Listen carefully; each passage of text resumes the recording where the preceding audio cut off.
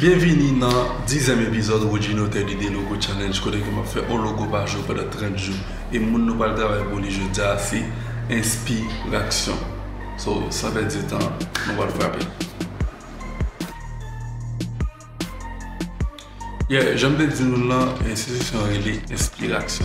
Ok, son institution pour moi, qui est objectif aider toute jeune dans la communauté haïtienne qui aider ou inspirer ou passer à l'action dans n'importe quel domaine qui a évolué.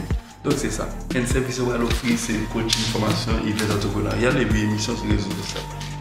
Ok? Et je réfléchis. On est comme ça pour nous sketcher dans l'idée.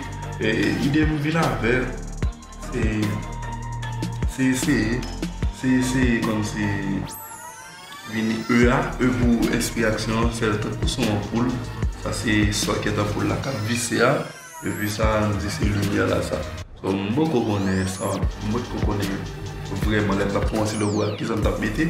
Donc on va remarquer comment ça a fait, so mettez jusqu'à ce que une jeune me remet et puis mal avec.